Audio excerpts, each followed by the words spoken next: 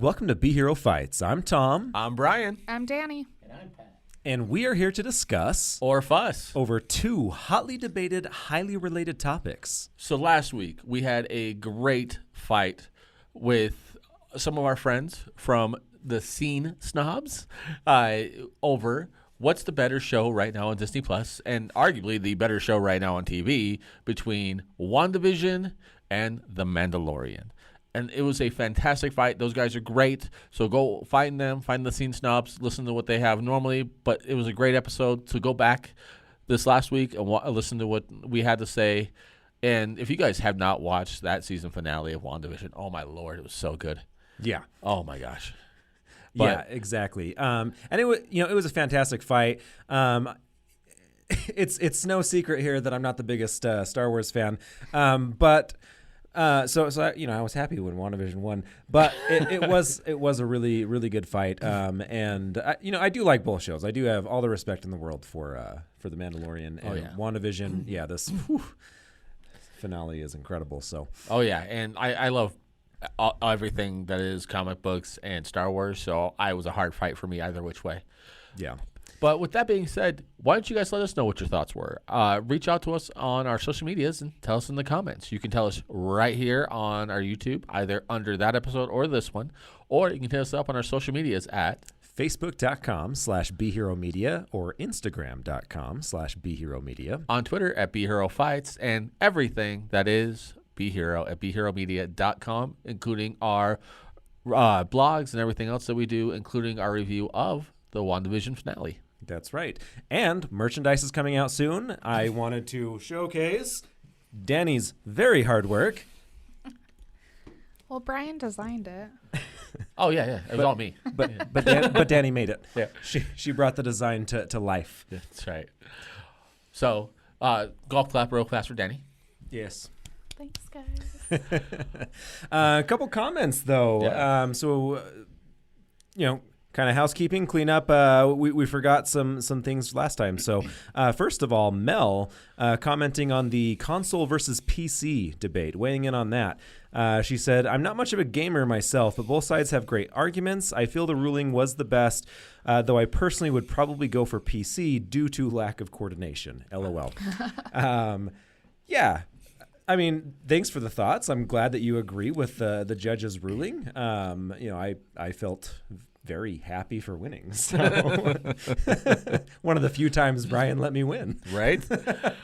I play both all the time, like I mentioned on that episode, and having coordination isn't like a huge thing for the console relative to PC. In fact, I think depending on what the game is, you have to have better coordination on the PC version than the console version. Unless you're playing real-time strategies like Age of Empires. Yeah, it's point and click, and, they can go that way. Or, Tom's favorite game, Oregon Trail. I've died so many times. Always from diphtheria. Uh-huh. But for the next one, we have one from another podcast friend of ours, Red's Rambling. Bug's Life is so fun. Heimlich the Caterpillar is hilarious, which is a reference to the episode we have a while back before our YouTube days of A Bug's Life versus Three Amigos. That's right. We recently showcased that for a Throwback Thursday episode, and so they listened, and that was their comment. And yeah, Bug's Life is such a fun show. Yes, I still have no memory of it. Brian is such a sour. God, swear. But with all that being said, we have another great episode here for you. Now, let me ask you guys a question. How many of you guys would love to get into the world of acting, right? The world of acting is a fantastic world to be in. I myself have done some acting. Don't let this face fool you. I've actually done acting. And, with the wrestling thing, I have to do acting a lot with the things I do. So the question I have for you is, as an actor, as a brand new actor, in fact, where would you prefer to get your first role or any role at? Would it be better to be on the big screen with all the lights and everything, people, when we are able to go back to theaters, see you in a theater and everything else? Or is it better right now to be on the small screen, to be on a TV show, to be able to have something episodic and everything else go that way? So that's our episode this week.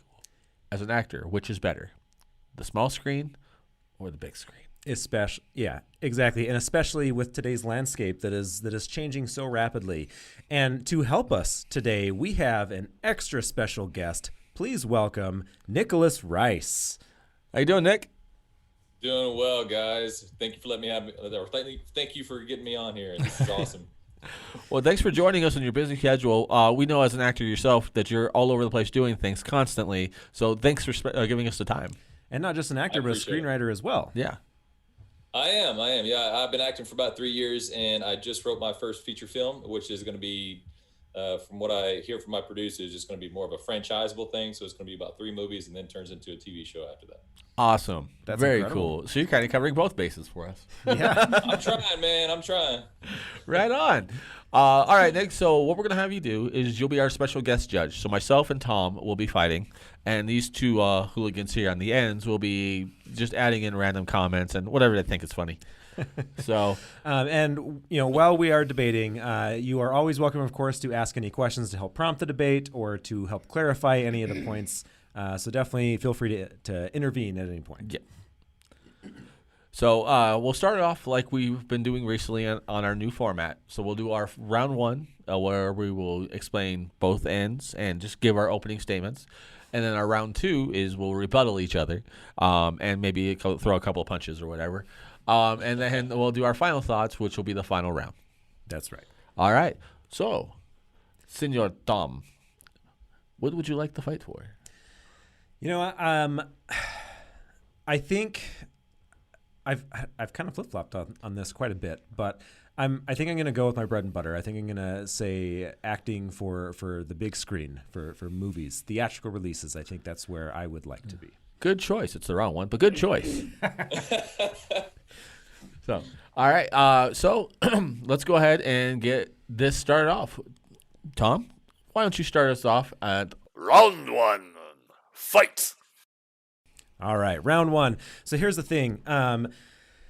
Acting for the big screen, acting for movies, I think is definitely the place to be. You have, when it comes to movies versus television, there's no, I mean, I guess in this day and age, there's very few superstars in any field anymore. But when you think of superstars, really superstars only come from 2 places, either like rock, music superstars, or we're thinking superstars like Leonardo DiCaprio and Brad Pitt, people that are cinematic titans, acting for movies. Now, yes, they have been in TV shows, but they are film actors. They are classic film actors.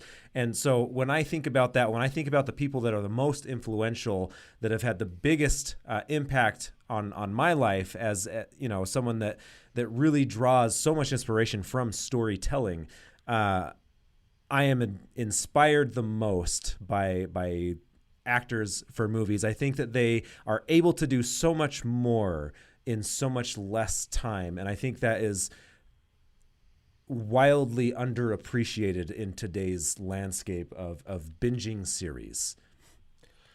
Well, going against that, of course, is the small screen. And with the small screen, though you may not have the budget put into it and everything else that you would on a big screen movie, on the small screen, you will have something special because you'll have the ability of having an a one-to-one kind of with the fans that you're speaking with on that episode.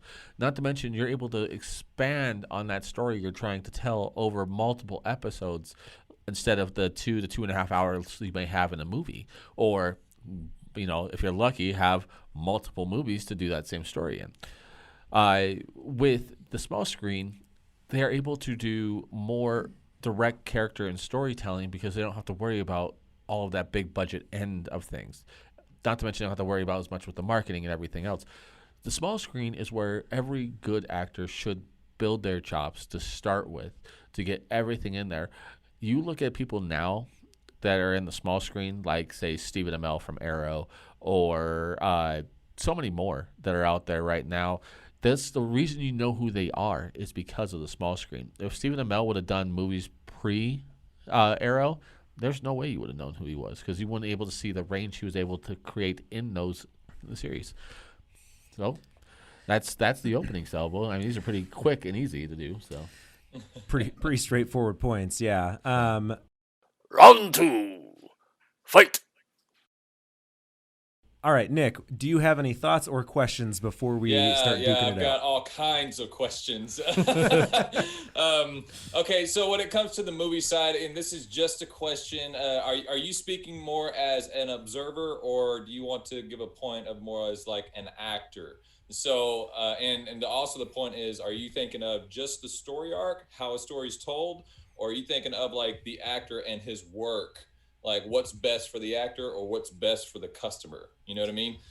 So on the movie side, what kind of point can you give me to what's best compared to the TV side on all aspects, like on the observer side and on the actor side when it comes to him working? So give me something that's going to be better than the TV side.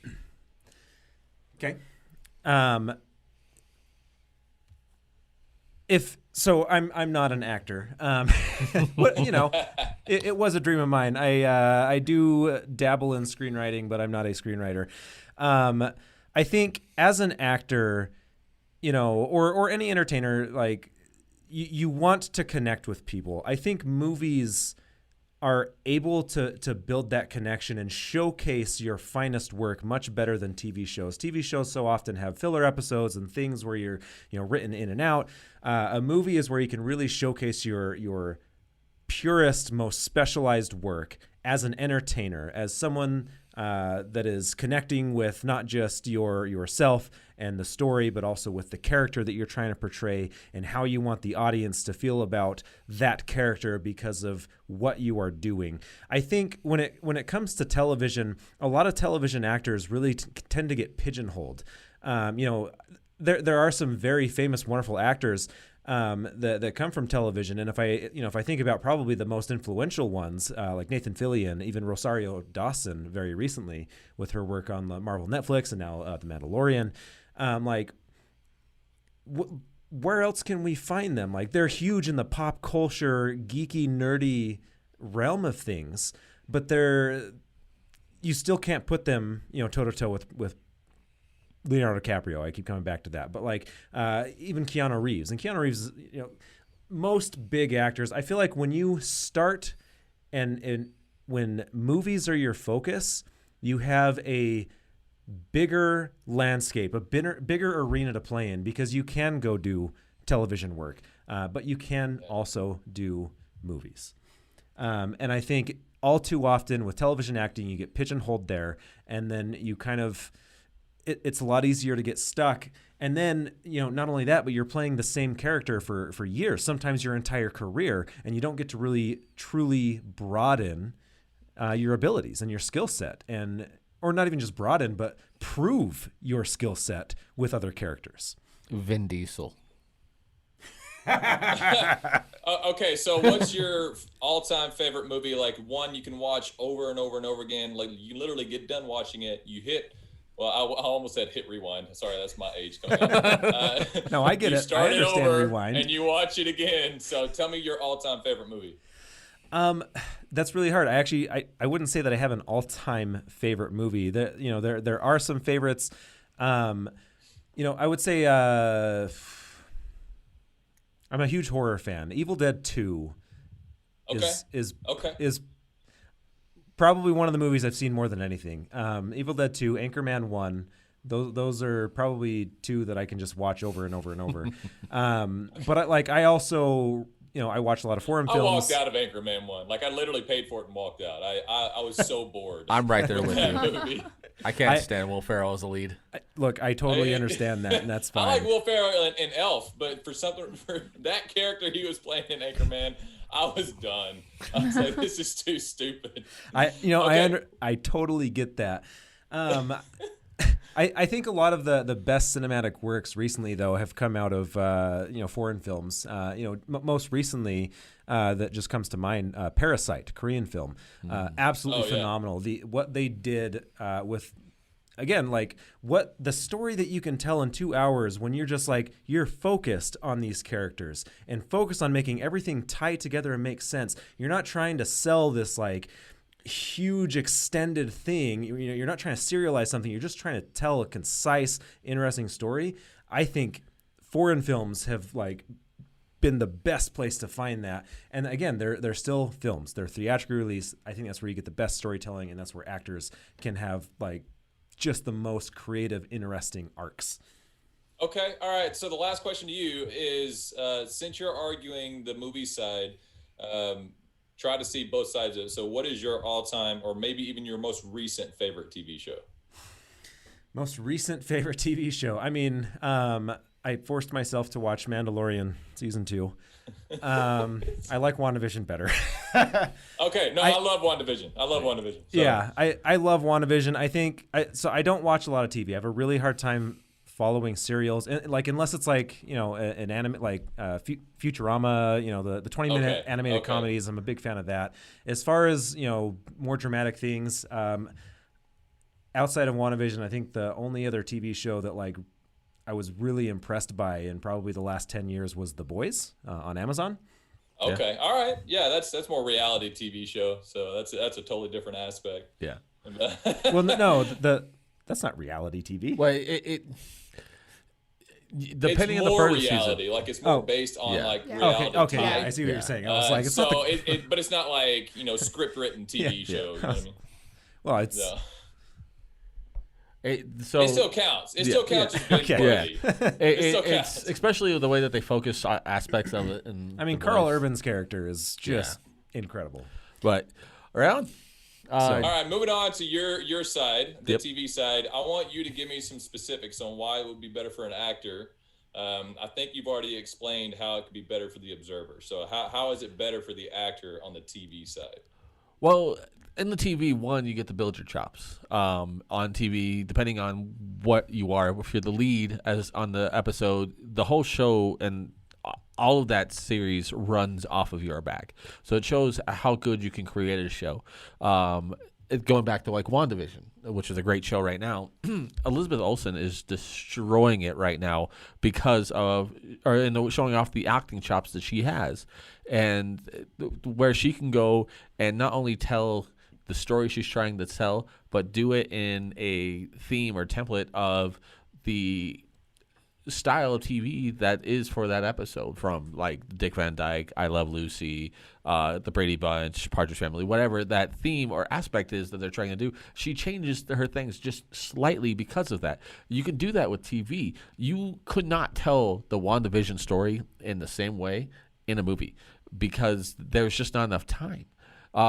Like, I'll give you another example, Justice League, right? The Justice League movie, which we all know how we all feel about the Justice League movie, which they're about to come out with a 4-hour-long one because you need that much time to tell a fantastically done story like the Justice League movie. That's almost running as a TV series at that point. If you split that off into half-hour-long episodes of a TV series, that's a relative limited series run of an episode or a TV series being done right now. And that's kind of the story you need to tell with a story like that. They're doing the Lords of the Ring right now for Prime. In fact, when we're recording this, they just announced the what they call it, the One Ring. I think it's what it's called. Name of the series on Prime, because that kind of story needs to be told over a long period of time for that. And as an actor, you get that opportunity to be that person, to shape that role. Nobody knew who Wanda Maximoff was, right? Nobody could frame Wanda Maximoff in their head. And now they have an idea. Looking at the comics and everything else, they will see that. You look at Mark Hamill on an animated series, right? Doing the Joker. You read a comic book right now with the Joker, and at least I do. The voice I hear in my head when I'm reading the lines for the Joker is always Mark Hamill. And as an actor, you have that ability to be that person, to have that as an aspect, where in the movie you might not get that. You might only get, say, a 2.5-hour-long movie with being the lead. You might get 2/3 of that, and maybe not all of that's monologue. So you're not going to get all of that in a movie where you're able to express that as well. There are movies that do. Like you look at Orson Welles' Citizen Kane, and he has such great range and everything else he's able to do in that. But that's Citizen Kane. That's not every movie. But where did Mark Hamill start? Star Wars, right? Mark Hamill started acting for movies. And so because he started acting for movies, it kept that door open for him so he could go do some television and work for, Batman, the animated series. But he always was able to maintain that and stay as an actor for movies. And again, so often if you are an actor and you start in film, it is incredibly rare and incredibly difficult for them to break into larger cinema. I would dare say like it's similar to like a YouTube star trying to become an actor for TV. Like that trend, I am like taking roles, by the way, if you guys want. I am taking roles.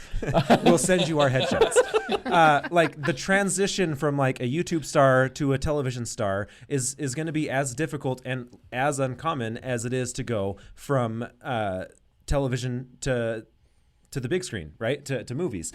However, if you start in movies, look at Will Smith. Will Smith has been in TV shows. Yep. Will Smith was in movies. Will Smith has his own YouTube channel. He has a podcast. Like, because he like really found his footing in movies, pretty sure he has movies before Fresh Prince of Bel-Air. I gotta interrupt you. He did not get his start in movies. No, he got his start in Fresh Prince. His start was Fresh Prince of Bel-Air, and that's where he got his start in movies, was because of the Fresh Prince of Bel-Air. It went 6 seasons, I think like 150 episodes. So yeah, that's okay. Yep. So that negates that. Bad example. That is a bad example. But there are other actors that start it like he's not the only one that's also popular on YouTube that has been in all three, right? And that's kind of what I'm getting at is like it is a lot more common for someone to start in movies and be able to transverse to the other mediums. It's a lot easier to transverse backwards, I guess, than I don't really know how to articulate that. Yeah, I can see what you're saying. Like, it's easier to start in a movie, to get a big role in a movie, and then to get a TV show or be on TV because of that. But similarly, if you make a bad movie, where do a lot of great actors go after a bad movie? Say, Matthew McConaughey had a bad movie. What's he do? Goes and makes True Detective and gets a great resurgence in his career, right? And that's because of TV. You have that ability to express all the greatness that is you as an actor, your chops and everything else, because TV gives you that room, that ability to do so. And Matthew McConaughey was able to get a resurgence in his career because of True Detective. Okay, question time. On the movie side, name me one big name actor who has only done movies. Has only done movies. Only done movies. You know him. Or her. You should have done your research, sir. I should. I've got like 4 on the top of my head right now. I clearly you don't follow. Okay. TV side. If you know the answer, go ahead and spout it. Tom Cruise. Tom Cruise has not yet done a TV anywhere. Tom Cruise. What's another big one? Go ahead. You got one? I don't. I can give you Emotion. Yeah. Ooh. So Rocky. Stallone. Yes, Rocky. Sylvester Stallone. He has done no TV shows. Nope. He may have had appearances, but he's a movie guy. Yep. Yeah. Now, if you look at the other side, TV, name one star who's never done a movie but only TV shows that everybody would know. Come on. Okay, I'll say it for you because it looks like you guys are. You know a guy named David Boreanaz. He played Angel in Buffy. He played Angel. David Boreanaz. Angel. David Boreanaz did have actually a movie. He was in The Crow. He was in The Third Crow. He's the bad guy. Okay, so I didn't even know that because the only thing I know him for is his basically 3 main TV shows that he has on CBS. Yeah. He was Team. He's got Bones and he's got Angel as his main 3 leads. Yep, and then he was on Buffy, which is where the Angel spinned off from. By the way, do you know how much he made per episode in Bones? $250,000 per episode. Wow. Yeesh. They shoot 8 days per episode. That translates to $32,000 a day. Dang. Wow. That's in Bones. That's not including his lead in SEAL Team right now or what he made on Angel. Oh yeah. And so and that was his contract. And Bones was long, wasn't it? Yeah, Bones went like 6 seasons. No, 10. Bones went like 16 seasons. It went a long time. I didn't think it was that many. It was long. It was like NCIS. It was like never ending. So yeah, if you can get a TV show as an actor, like as a working actor, and you get that lead, like what we call a series regular lead, man, they throw money at you. Oh yeah, it's a ton of money. My acting coach, his name is Glenn Morshower. He's actually a series reg on The Resident right now, and he I think makes about $50,000 an episode, and he's not the highest, like he's not the lead series reg. So 50,000 for 8 days is still pretty good money. Right. And so, I mean, but they just like, if you're a series reg, man, they'll just throw money at you for a national television network show. It's absolutely incredible. But if you translate it to a movie, like I actually reached out to David for one of the lead roles in my movie, and I offered him $350,000 for 20 days of shooting. So 20 days of shooting for $350,000 is actually it's about $20,000 per day. So I actually got him for a lot cheaper rate, and they did agree to that. Nice. I'll do it for half. Cheaper rate. I'll do it for half. Yeah. Well, the reason why you go after somebody like David is because he's got the name. He sells. People know him. Yeah. They may not know his name because I actually had to research his name, but I knew his face. Yeah. Like I know this guy. Oh, that was Angel. Oh, that was the guy in Bones. I forget his name in Bones, but you know, hey, he was in Bones. Booth. Booth. Yep. Thank you. So yeah, it all depends on the stature of the movie. Like my movie budget's probably around $10 million, and we were offering, and his character would have been a main lead character, and so that would have been $350,000 that we would offer him. Now we're also going after Dave Bautista. Nice. And he's a movie actor. I haven't seen him probably in any TV shows. But his average cost is between $800,000 and $1.5 million for around 20 days of shooting. So it just depends. And if I had to say on what side as an actor I want to be on, so I can keep working, it would be TV. Yeah, like that. You'll get the exposure. Yeah, everything's going TV now. Because, you know, all the Marvel stuff is going TV. They're stopping doing, but they're going to continue doing movies. But right now, they're popping out TV shows. Yep. Because people are at home, binge watching the crap out of their TV. You know? So movies are great. I love movies. One of my favorite recent movies was The Old Guard. Oh, yeah. It was so good. That was great, man. So good. I didn't like it. I think it was like one of the highest rated movies on Netflix. I think like 7 million views within the opening weekend. Based off a comic book. Yeah, that's crazy. So go ahead. I want to hear on the movie side, because you're losing right now, bro. I want to hear on the movie side. I want to hear, like, you got to convince me why it would be better for me to go movie, and I had the answer in my head. You got to say it. Why it would be better as a actor or as an actor to go movie only compared to if I was offered a series reg on a national television show. All right, so I don't know if this is the answer that you're looking for, but this is kind of something that I've been kind of thinking about, how like it is kind of hard to articulate this properly just because of the current landscape. A lot of films have been shut down, and film festivals aren't even as big anymore. But I will say, from the way things are looking, it looks like hopefully we're going to start bouncing back from COVID in the next year or so here. Here's the thing, like, TV, there are TV shows that launch careers and bring actors and send them into movies and everything. Game of Thrones created a lot of big actors for movies for sure as well, right? But I think that's gonna be more common in big thematic, huge money making franchises like Game of Thrones. You're not getting like I guess How I Met Your Mother had I'm horrible with names, but are you talking about Neil Patrick Harris? Yes, yeah, when most of your typical cheap sitcoms, they're not creating any titans, memorable actors. Neil Patrick Harris was the lead of his own show, right? That's a bad argument. I'm just saying. Neil Patrick Harris was a lead of his own show when he was 14. I know that. I'm just saying the type of show, like How I Met Your Mother. Like these sitcoms, I don't know. Okay, look, here's the point that I want to get at. Shush. I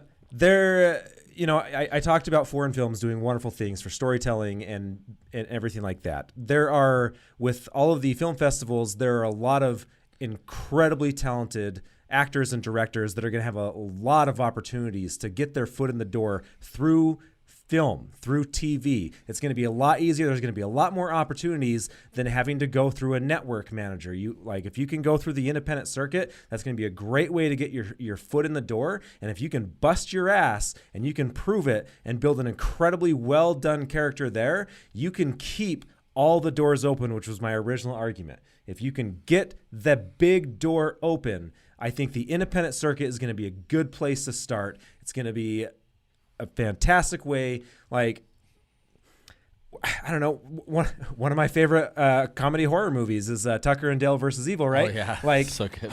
Just incredibly well done story, and that again went through the independent circuit, right? Like, I think that's a great place for you to get your big break, again, without getting pigeonholed. Okay, I'm going to give you that one. That one actually was a good point. It wasn't what I was thinking of. But you were in the beginning of what I was thinking of. Actually, the way movies are going right now, when it comes to movies getting picked up, because people are starving for content, production companies are starving for people or news stories to put out there because everything's kind of been put on hold because of what's been going on around us. So no movie around 5 to 10 million. That's the lowest that they're going or the highest they're going on the budget when it comes to picking up movies. All right, and so if you have something that can be shot for them, you have a good story. You actually have more potential right now. Instead of going the independent circuit, you could actually get picked up by a major production studio if you have the right pitch deck and if you have the right story that they want to do. You can actually do that, and that's actually more of an opportunity now than it was 2 years ago. But the answer I was going for, I'm going to give it to you. The answer that I was going for was actually if an actor was offered a multi-movie contract. Because that means I'm working for the next 10 to 20 years. Yeah. And I'm going to be making money off those movies as they come out, not just off the box office, but for the rest of my career, I'm making money off these movies. Yeah, and I would say going along with that as well, like a multi-movie contract to me is better than a multi-season contract because it takes less time to make a 2-hour movie than it does to to make a 20-episode season for a show, right? So, and that's one way actors tend to get pigeonholed into television because they have to spend so much time. Whereas with the movie, Chris Evans has still been making other really fantastic movies, been a big actor in other movies while being Captain America. Yeah, this is true. Right. But then you have somebody who like Shailene Woodley, who works in a multi-movie deal of Divergent, and that just trashed and did not go anywhere, and that hasn't done anything for her career. In fact, that's probably ruined her career. She's marrying Aaron I was a Rodgers. fan She's of those gotten movies. I know very they didn't far. do well, but Yeah. I was a fan of them. But they didn't do anything to help her career. In fact, it's said that the scene that she had in the Spider-Man 2 Amazing Spider-Man movie where she was going to be playing MJ was taken away because there was so much trash on the Divergent movies that Sony didn't want to put her in it. They cut her scene from that movie. Yeah. Wow. So that you have that option for a multi-movie deal, but if that multi-movie is garbage, then it gets ruined. Or you could be like Kristen Stewart for the multi-movie deal that they were going to try and give her to do originally for the Snow White and the Snow White and the Huntsman that they did, and they ended up dropping her on the second movie. They broke the contract, dropped her completely because they didn't like the way she acted, and now she's a huge star again because of her own right and working independent stuff. So having a multi-movie deal, as great as it would be, isn't all it's about to be. But you can go and try to get a multi-season show and continue to try and get multi-season shows. Look at Nathan Fillion, who is constantly working in TV and multi-season shows as the lead, from Firefly to Fastlane to what was the one where he was the writer? The one that he was the writer, then the one he's right now, The Rookie. They're all multi-season shows. He's constantly working, and he's a good voice The actor. Rookie, like one of my favorite TV shows. Yeah, but it's because he's Castle. in it. That's the one I was thinking of. Yeah. Rookie's favorite because he's in it. Like I don't watch it for anybody else. I don't even know anybody else in that show. I recognize a few people, but I watch it because it's Nathan Fillion. Dadgummit. That's right. Because he's like the voice of Green Lantern. I mean, I'm a big fan of all the Green Lantern cartoon movies. I loved it. Oh yeah. I mean, obviously Firefly. I didn't know Firefly existed until I watched Serenity. And I was like, oh, there's a TV show before this? Let's go watch that, and fell in love with that. I was like, what the heck? Why didn't this go 2 seasons? I didn't understand. He's also the voice of Cade Six in the Destiny video games. That's right. And he's actually the only character that anyone cares about. Before we go into final thoughts, though, Nick, tell us a little bit about what you got going on in your life, and then we're gonna, we'll cut in your trailer. Yeah, man. Right now, we are in pre-production for my movie called Preemptive Strike Beyond Sight. It's going to be a big, actually epic kind of blockbuster movie. It'll probably be released blockbuster/streaming, depending on the distribution deal that we get. But it's going to be a new type of superhero movie, but with a lot of familiarity to it. So think Rocky IV meets the Avengers. Nice. Mash them together. But it's going to be in the UFC world instead of the boxing world, because I don't think MMA fighters get enough love. So I'm going to, and we actually just got a connection to the UFC, so we're hoping to get them to sponsor the movie, which would be great. Awesome. And then it's just we're going after Shamar Moore, another big TV star, by the way, as one of the lead actors. And then I'll be another one of the leads in this movie. I wrote it, so yeah, I'm going to be a lead in it. That's right. Naturally. Come on. Save yourself a little bit of money, yeah? I mean, come on. I'm not going to save money. I want to pay myself. Oh, I guess So yeah, go check that out on YouTube. They're going to show the trailer here in just a minute, and it's just a teaser. You will be wanting more after this. We should be hoping to release it probably around May 6th of 2022. Right on. So let's go ahead and watch that trailer, guys. Sometimes you have to take a chance. Sometimes you just have to take a leap of faith.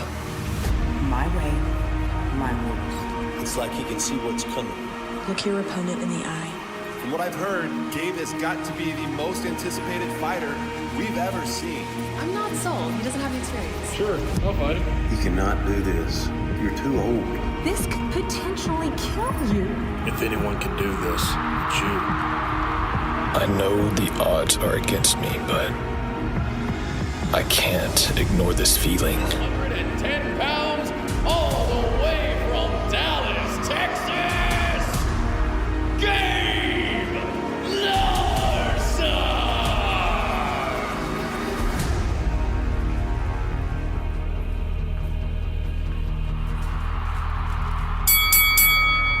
Fight!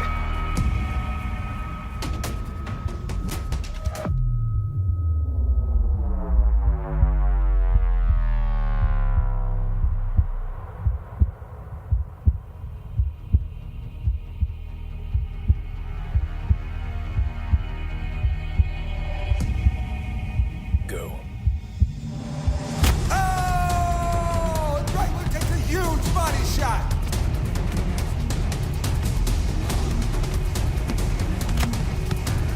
I've never seen someone move that fast.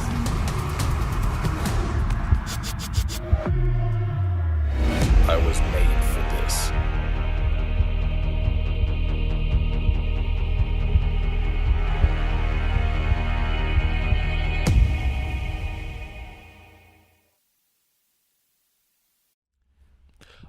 Wow, guys, that was a great trailer. I'm super excited. Yeah, it's gonna be good stuff. That first scene when he's throwing the punch, like that was freaking clever.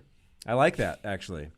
Thank you. That was actually the way I thought about these kind of superpowers. I'm like, I've got to do something different, And the way I wrote this superhero, and it's not just me in the movie. There's more than one. Mm-hmm. There's a total of 7 actually. So the way I wrote it is, say my character, or Gabe is his name. Say my character went up against the Flash. Mm-hmm. When Gabe accesses his full power and Flash is moving at the speed of light, whenever Gabe accesses, Flash is actually standing still.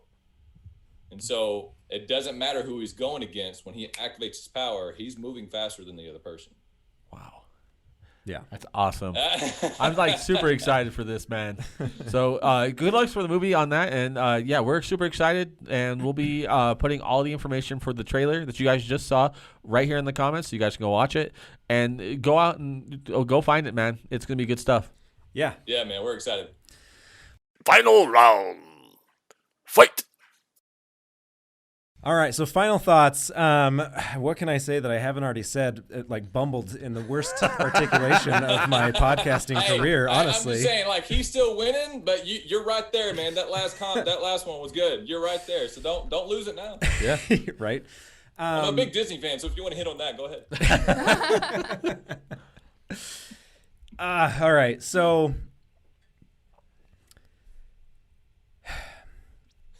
Why, as an actor, do you want to start in film and ideally stay in film? You don't have to stay in film, but I think by being an actor for film, first of all, once you get your foot in the door and you're really going, you're probably going to get paid more. Second of all, it keeps all the other doors open for you to,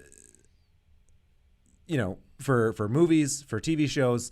And for being able to develop new and interesting characters. Maybe you want to be a villain. Maybe you want to be the hero. Maybe you want to be, a side character or a supporting character. Like, there are different reasons why you might want to be a different role. By getting in and sticking with film, you get a lot more of that diversity. You have a lot more options for that diversity because you have more time to go out and work. That was a good point. Yeah, it is a really good point. He's tied with you. Well, going back to this with the TV stuff, as a fan of watching TV, I'm able to see a story expand and be excited for the following season. And know that depending on the series, especially now in the way TVs work, that you're going to have a showrunner who's going to kind of guide things through. So think Stephen Moffat for Doctor Who and things like that.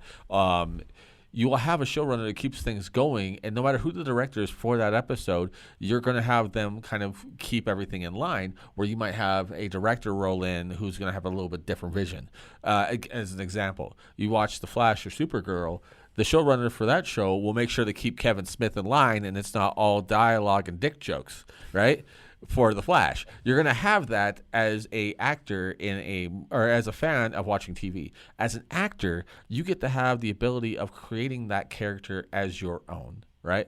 So think of, again, let's go with Stephen Moffat as the showrunner on the show of his with Sherlock Holmes.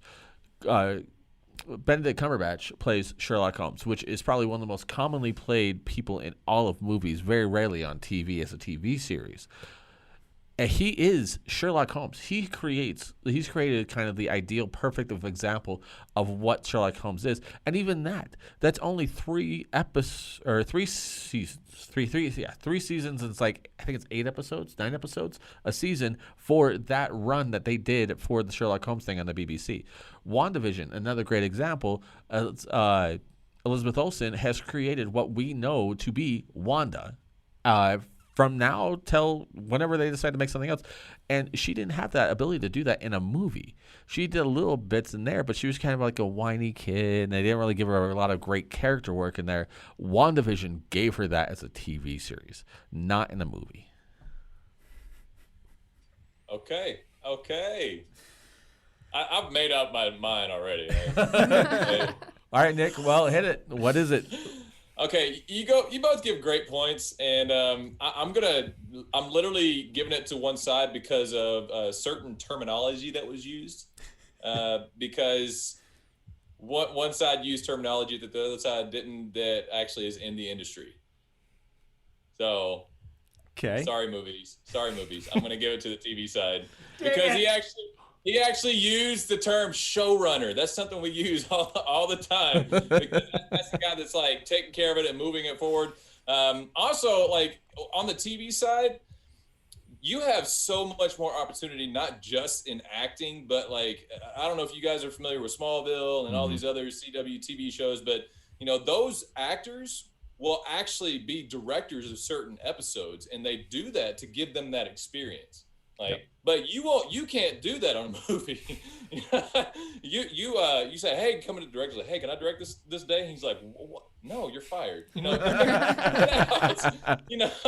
you can't do that. There's a lot more versatility on a TV show. Like, you made a good point on the movie side when it says you have a lot more ability to play many different types of characters in one movie to the next movie. I agree with that. You do. But in a TV show, you can actually take one character and make so many different changes within a season to however many seasons it goes that you're like, when you go back and watch that TV show over, you're like, oh my gosh, that's a different person than what he ended up being, you know? And so you have these like hills and valleys that you can go through in a TV show. You don't necessarily have that amount of time to do it in a movie unless it's a saga of some sort, like Lord of the Rings or Avengers or something like that, to where they can actually give you that aspect. So there are good and you know, pros and cons for each side, but I'm literally giving it to the TV side because he used the term showrunner. So, yeah. You and your lingo, Brian. Well, you know, if you're gonna know something, you better know terminology. I'll tell you right now, no matter what the job is out there, if you know the terminology, even if you're wrong, you'll always sound smarter than somebody that doesn't. So You're right. You're right.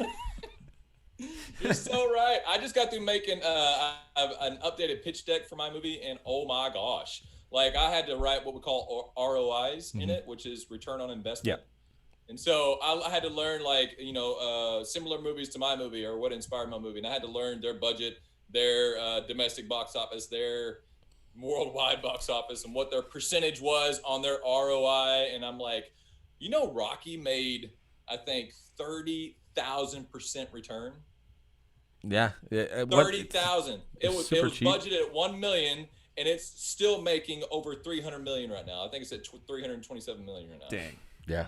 Like, what the? And even though the Avengers was that good, the Avengers I think was budgeted 220 million, and it made 1.5 billion, but it still wasn't the gap that was Rocky. Oh yeah, even like the top grossing movie of all time right now, which is Endgame. You look at that, and it's over. I think it's over 2 billion at this point, and it's 2.9 billion. Yeah, so almost 3 billion. But it took $700 million or something like that to make. Yeah, and that's before marketing and everything else. I still haven't seen it. So what? Who said that? Pat. Who said that? I've never seen You're Rocky. out. Oh my gosh, I've seen it like 8 times. It's so good. I get welled up whenever Cap picks. Oh, I'm sorry, spoiler alert. Oh, it's plenty of time. Yeah, he's had time. Yeah, but yeah, when Cap grabs the freaking hammer, man. And, oh my Dude, gosh, I'm like, I was in the theater like, I knew it. Oh my god. Yeah, so good. I was too, man. Oh, I like man. that they put a non-fit superhero out there finally. Oh yeah, you know, with Thor, I was like, that was way overdue. Like they, you know, these guys really do a lot of good work when it comes to getting fit for that type of character, and they really look the part. But I'm glad they went that direction with him. That was Thor Bowski was awesome. Yeah. I went to a Dallas Fan Expo, I think the year after that, and I saw a guy dressed in his, like, it was Thor with the beard, and he had his sweats on, he had the belly on and everything. I was like, that's genius. And he was carrying around Stormbreaker or whatever. Yeah, Stormbreaker. So it was great. So it's just very, very creative. I love it. Yeah. Well, thanks, Nick, for coming out to help us with this. This was definitely a fun one. Yeah, bro. Definitely had a lot of great interaction with you and things like that. And guys, go and catch his movie. Again, find the trailer for his movie right here in the comments, and or if you're listening as a podcast, you'll see it in the comments there, or hit us up on Be Hero Media. We'll post the trailer on our website as well. So I'm also on Instagram. So at the Nicholas Rice, and my trailer link should be in the description. Well, there you go. So hit Nicholas up on the Instagram right there, and you'll be able to see his trailer and everything right there. It's gonna be. I'm super excited to see this movie, guys. Like, you don't even understand. Superhero stuff is where I'm all about. So this is super exciting for me, and I love MMA stuff. If you don't know, Nick, I'm a professional wrestler on my one of my other jobs. So this is I'm all about this. So it's super exciting for me. I'll keep you updated, bro. Thanks, man. Well, guys, before we run off, Nick, one more time, go ahead and give us all of your socials and credentials and everything. Yeah, you can find me on Instagram at the Nicholas Rice. You can also find me on Twitter at the Nicholas Rice, and if you want to find me, and yes, I do have a TikTok. If you want to find me on TikTok or YouTube, just my full name, Nicholas Andrew Rice, should pop right up. Right on, guys. And if you guys have been listening to this and thinking that we're crazy, that Nick is awesome, and you want to talk about him more in the comments, hit us right there in the comments right here on the YouTube, or hit us up on our social medias at Facebook.com/BeHeroMedia. Instagram.com/BeHeroMedia. On Twitter at BeHeroFights, and everything that is BeHero at BeHeroMedia.com. That's right. Let us know what you guys want to see in the future. Quick announcement coming up very shortly. We are going to be starting our tournament. Our next tournament. So the last tournament was a whiskey tournament. You guys were all about that. And that was super long. It was. It overstayed its welcome, but it was fun. So we're reworking it. The next tournament is Who is the Best Joker? 8 people have played the Joker. We're going to do a 3-episode battle royale to determine who is the best Joker. Yeah? I know the answer to that. Let's hear it. Who is it? Cesar Romero, right? It's Heath Ledger. Well, he's definitely on the list. It's Heath Ledger. I'm sorry. I had to put my 2 cents in. You're good, bro. Yeah, he's definitely on the list along with Cesar Romero. We also have Cameron Monaghan, who played him in Gotham. We have... who else were the other ones on the list? We got Jack Nicholson. We have Luke Skywalker. Yeah, Mark Hamill himself. Jared Leto. I can't remember names today. Jared Leto. I think we're at 6. Zach Galifianakis from Lego Batman. Lego Batman. I think there's one more we're missing, and I'm going to get yelled at in the comments for it. Yeah, probably. I think he yelled in the comments. You're more than likely. We lost our train of thought with that. Point is, yes, Joaquin Phoenix. Joaquin Phoenix. Yeah, Joaquin Phoenix, yeah. And I would say that he, personally, I think he's, because I think you're right, Heath Ledger, but I think he's, Joaquin Phoenix is probably, in my personal opinion, the closest runner-up. I think those two are kind of the quintessential. Yeah, I can see that. But you guys get to find out. So we're going to have a variety of other friends or other members of the podcasting community and everything else joining us for those.